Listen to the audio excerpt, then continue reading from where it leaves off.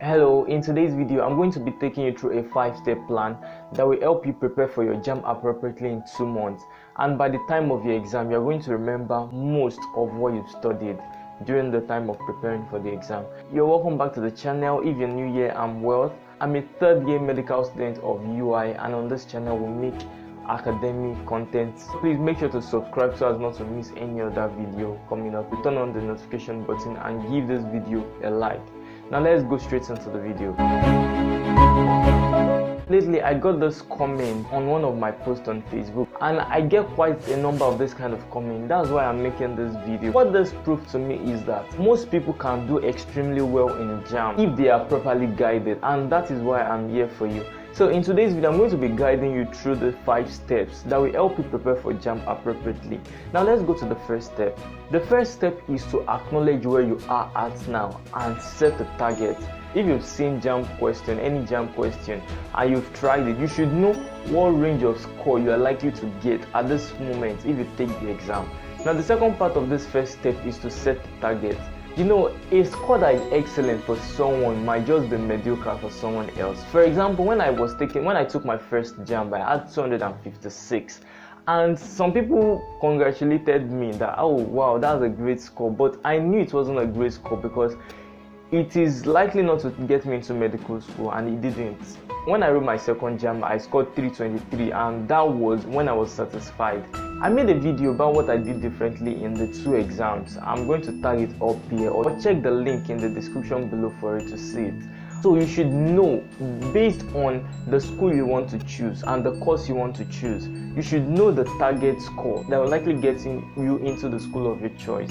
I'm going to advise you to target the higher score, because the higher your score, the higher your chances of gaining admission.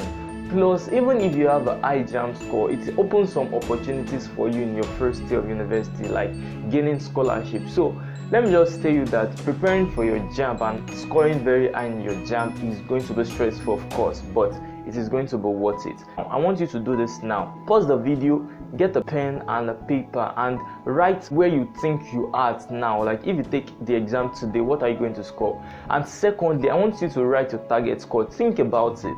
Be precise. Pick a particular score and break it down. What do you want to score in each of the subjects? You're going to be writing 4 subjects. I want you to do that now, and that is what we are going to be working towards in the subsequent part of the video. Okay, before I go deep into this video, I want to make 2 requests from you. The first is to subscribe if you're not yet subscribed, and the second is to share this video with another student if you think they'll also find it helpful. Now let's go to step 2. Step 2 is to prepare your mind ahead for the work and plan for the workflow.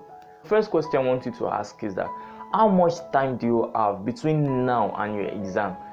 For example, if you are seeing this video now, you have about 3 months to your exam, and you might even see it later. You are going to plan how much work you need to do on each day. Later, we are going to talk about the syllabus and how to use it. Then you are going to know how to divide the amount of work you have in your syllabus with the time you have left. How many hours do you need to study on each day to be able to complete what you need to complete for your target score? For example, someone that is aiming to score 300, you have to study a little longer than someone who is okay with like 220. You get the difference. The title of the video, I added 2 months, how to study for JAMB in 2 months. But let me just make sure you are not getting me wrong. 2 months is enough to prepare for JAMB and score very high. But it depends on you. It depends on how much knowledge you already have. So you can see the individual difference, and also the rate at which people learn is different. So you should know yourself. If it takes longer period of time to study for you, you may need to study over 2 months. Another thing I want you to plan ahead is that during those 2 months or 3 months you want to study for, you are going to put in all your effort. When I was preparing for my own exam, I deleted all the apps that was distracting me. I deleted my Facebook, and it is totally worth it, because after my exam I got my Facebook back and I did all the social things I wanted to do. If you think studying very hard is suffering, why don't you just suffer for the next 2 or 3 months and see yourself of suffering for another 365 days? Because if you fail to gain admission, you will still have to go through the same process again. Know that for the next 2 months of your life, you are going to sacrifice your playtime, you are going to sacrifice so many things to make sure that you prepare appropriately for the exam. Step 3 is to get your materials ready. Now the first material which I'm going to talk about is the Jamb syllabus, and I can say this is the most important material of all the materials I'm going to be talking about, because this is one thing I want every Jamb student to know. Your exam, your Jamb, the UTME exam that you're going to be writing, everything is from the Jamb syllabus. They usually don't go outside the syllabus to set questions. I've never seen any question from the exam that is outside the syllabus.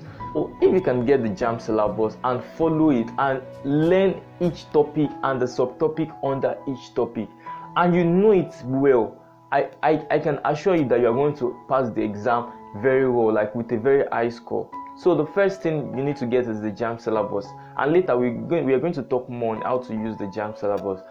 I'm going to put a link to a site where you can download the Jamb syllabus. It is free. Another set of material which you should get are textbooks. From the Jamb syllabus you've downloaded, when you scroll down to the end part of it, you're going to find the recommended Jamb textbook. There are quite a number of them there, but there are some that are very, very good. And maybe in another video I'm going to be talking about best textbooks to study for Jamb for each subject. That's a video for another day. But you can look at the list of textbook and get one. Just one is enough for you. The last material you need to get is past questions. I cannot overemphasize how important past questions are. This past question shows you just what standard you're going to be meeting in your exam.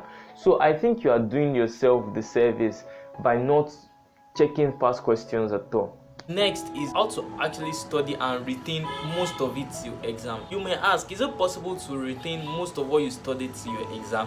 Yes, the answer is yes. And the two you are going to be using, the first one is your Jamb syllabus, first of all. And I'm going to be explaining how you're going to be using it. When you look at it, you will find that the Jamb syllabus has main topic, it also has subtopics. So you are going to study each topic, main topic, and the subtopics under it. Take for example, you want to study this topic, kinetic theory of matter and gas law. Under kinetic theory of matter and gas law, you have melting, boiling, freezing, condensation, and so on. You have so many other topics under this main topic. You should focus on each of those topics. Now the second part is that you should understand the concept. One of the requirements, if you look at the Jamb syllabus, they tell you what they're expecting from you. One of the things they expect from you is to understand concept. The other thing is to be able to apply concept. So if you don't understand the concept, there's no way you can apply the concept. How do you understand concept? You understand concept by reading. You can understand concept by watching tutorial videos. You can find tutorial video on YouTube. Like, YouTube is a great tool. You could attend a physical tutorial.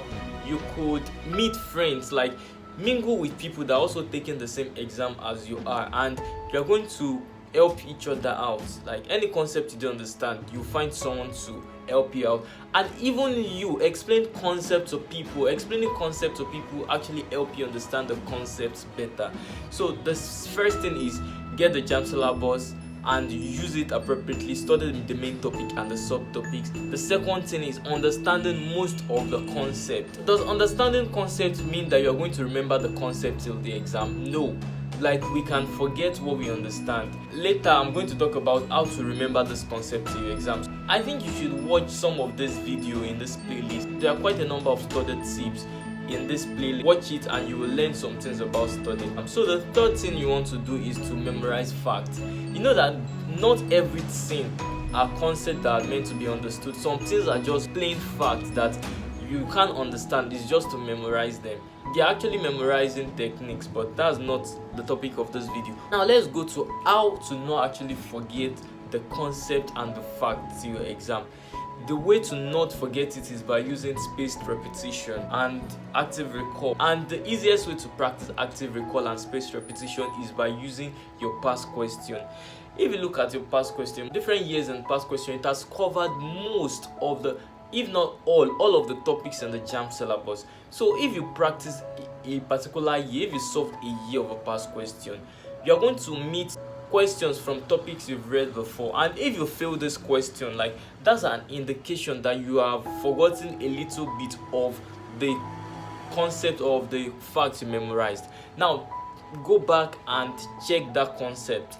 And don't make this mistake of being stuck. Maybe last year or 2 years ago, one student came to me because I wrote an article about this, and he said he's having an issue of rereading the old topics he has read, stays there, and he never progresses.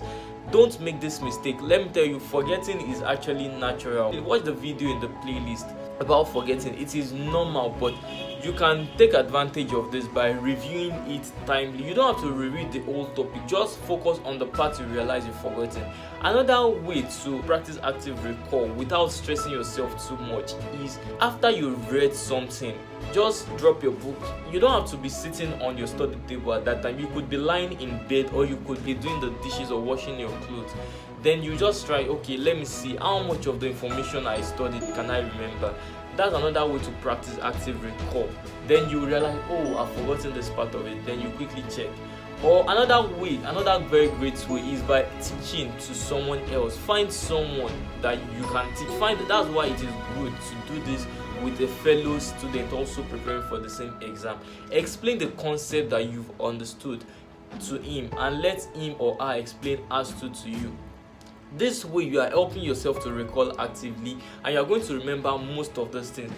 It's very easy to say, but it is hard to practice. That's just the fact. I'm not going to lie to you, except if you are very intelligent and you have magnetic memory, or you are very serious in secondary school. Otherwise, it is not going to be super easy. If it is super easy, everybody is going to be scoring very, very high score. So I want you to know this.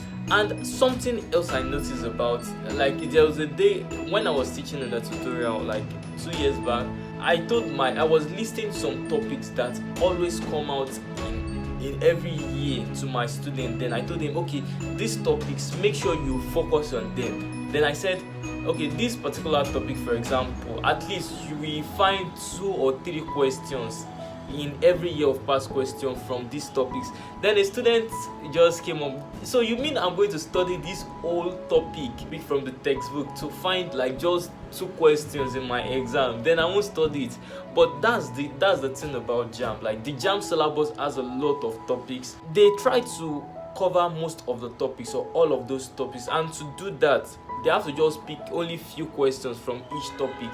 And for you to score about 300 in Jamb, it means you understand most of the concepts in the Jamb syllabus, and you can answer questions on them appropriately.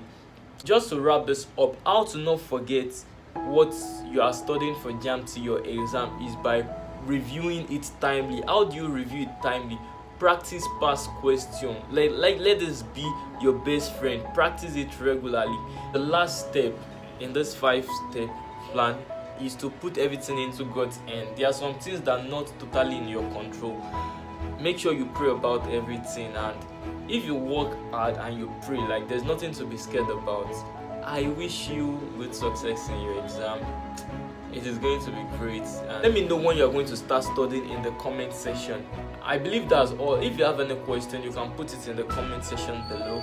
You can follow me on Instagram also. I'll try to respond to your DM.